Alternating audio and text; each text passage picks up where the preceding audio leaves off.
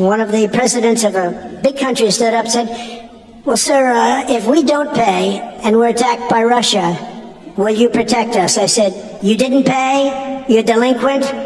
He said, yes, let's say that happened. No, I would not protect you. In fact, I would encourage them to do whatever the hell they want. You gotta pay. You gotta pay your bills. That's right. Trump's comments effectively signal to Russia that it's open season on countries not hitting the NATO defense spending benchmark of 2% of their GDP. This includes most of Europe and major players like Spain, Italy, and Germany.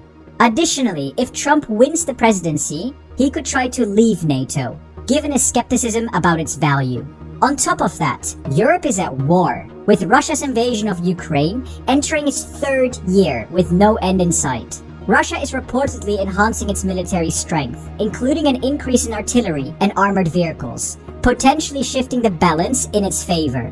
Reports indicate that Russia could continue its military activities in Ukraine for another 3 years and plans to expand its military personnel from 1.15 million to 1.5 million by 2026, gearing up for a possible confrontation with NATO.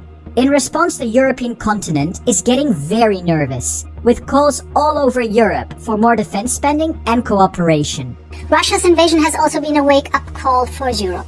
We have to rethink our own defense, and we must ramp up our defense industrial base. The strengthening of this European defense, meaning we need more innovation, more common programs, and more clear operational intimacy. Europe must stand united against Putin. Now it's the right moment to build up a European defense pillar. We cannot have 180 different weapon systems, while the US only has 30. And it's not just senior politicians. According to a recent survey, a whopping 87% of Europeans believe that the EU needs a common defense policy. But what does a common defense policy even mean? At EU Made Simple, we've put our heads together and mapped out the various stages of military integration within the EU into a 4-tiered pyramid. The idea isn't necessarily to reach the top tier as the ultimate objective, but to consider it the highest level of integration that can be achieved. The real question is, how far up this pyramid the EU decides to climb, if at all.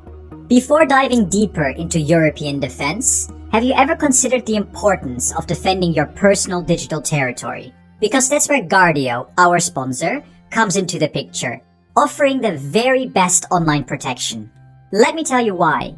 Just 2 weeks before Christmas, as I awaited several packages from DHL, I received an email, allegedly from them, claiming delivery issues. They asked for updated delivery details and a small fee of €1.20 for redelivery. I was in a rush, and naively, I paid, only to immediately regret it as my credit card was soon compromised. This incident could have been completely avoided with Guardio, a comprehensive online bodyguard that shields your browsing by blocking harmful sites, monitoring for information leaks, and stopping unwanted notifications. Setting up Guardio is super easy. Install the browser extension or app, and it immediately scans for threats, offering you a real wow moment as you uncover hidden risks. I myself had over 90. Guardio is trusted by over 1.5 million users and is voted the #1 security tool for its effective protection against online threats and identity theft. A single account covers up to 5 family members, and for my audience, Guardio offers a special deal. Sign up for a 7-day free trial and enjoy 20% off the monthly subscription with my exclusive code. Go to guard.io/EUSimple and protect yourself and your family with Guardio.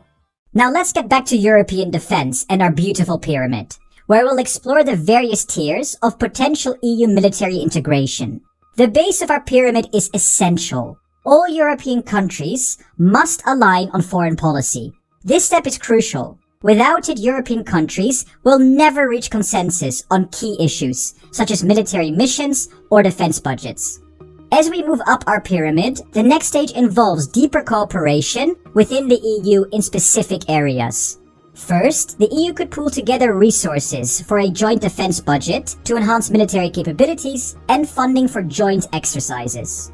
Second, the EU could oversee joint military assets, such as drones or transport aircraft, making them combat ready and available for both EU and NATO missions.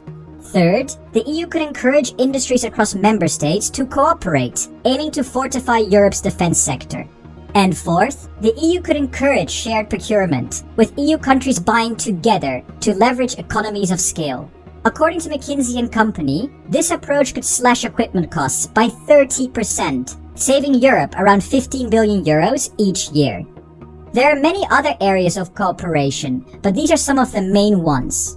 Then the next tier in our pyramid introduces the concept of an army of Europeans.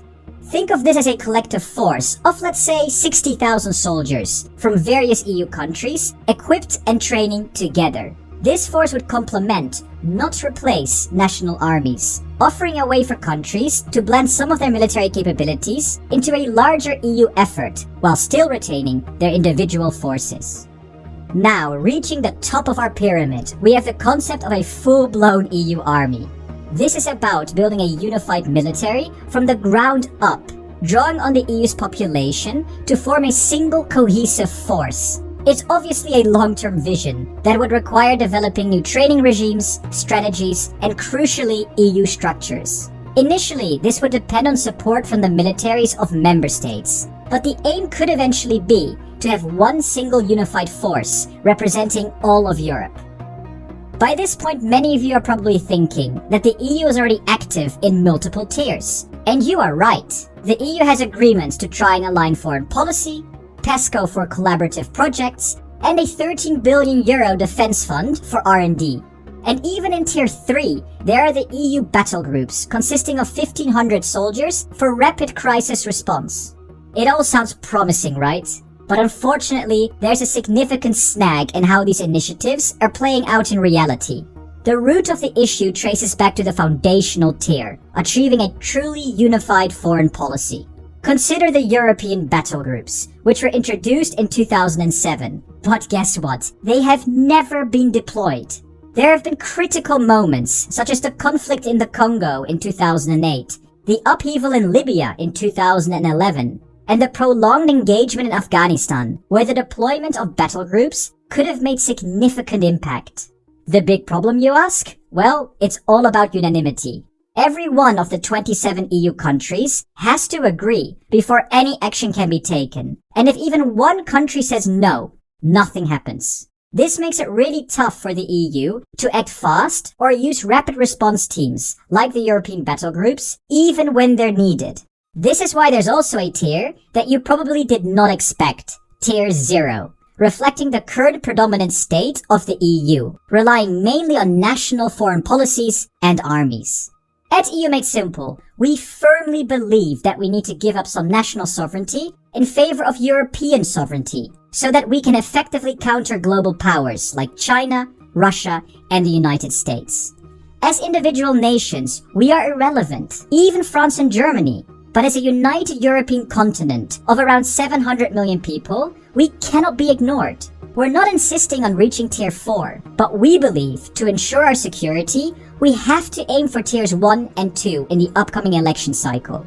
Otherwise, instead of voluntarily giving up a little sovereignty to the EU, where we can still exert influence, we involuntarily risk losing a whole lot more to foreign powers, over which we have far less control. And we are happy to see that Tier 1 is actually starting to happen. A groundbreaking EU reform proposal is advancing through the Parliament and the Council, aiming to shift away from unanimous voting to qualified majority voting. This is a critical first step to reach Tier 1 in our pyramid. And for more details, see our video linked above.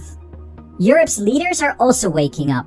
Germany, France, and Poland have breathed fresh air into the Weimar Triangle, an alliance aiming to play a pivotal role in shaping the future of EU defense. Europa musi stać się kontynentem bezpiecznym, a to oznacza, że Unia Europejska, Francja, Polska muszą się stać państwami silnymi i gotowymi do obrony własnych granic, własnego terytorium i do obrony i wsparcia naszych sojuszników i przyjaciół spoza Unii Europejskiej.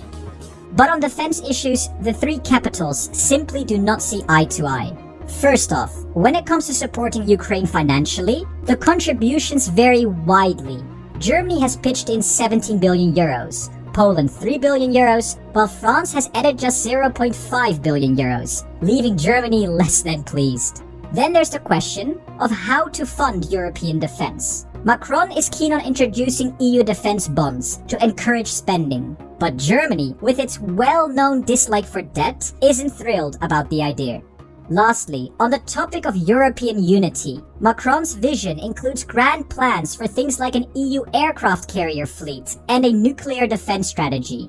If he had it his way, the EU would be steaming ahead towards Tier 3 or even Tier 4. But Germany prefers to keep things more low-key and decentralized, politely declining to jump on board with France's ambitious proposals. At EU Made Simple, and this is our opinion, we feel there's a lack of vision and strategy from one leader in particular, Scholz. While Macron's proposals might be divisive, at least he's putting ideas on the table for discussion. But we just don't really know what Scholz wants, and his opinions change all the time. Macron kind of sums it up well here. Beaucoup de gens qui disent jamais jamais aujourd'hui étaient les mêmes qui disaient jamais jamais des tanks, jamais jamais des avions, jamais jamais des missiles de longue portée, jamais jamais ceci il y a 2 ans. Je vous rappelle qu'il y a 2 ans, beaucoup autour de cette table disaient nous allons proposer des sacs de couchage et des casques. We hope that Germany, Europe's largest economy, will assume a more significant role in guiding Europe through the challenges posed by Putin and potentially Trump. The European Union needs France and Germany to work together towards a Tier 1 or 2, and currently we are seeing little of that. So which tier do you think the EU should move towards? Do you agree with us? Please let us know in the comments. And remember to check out Guardio, the #1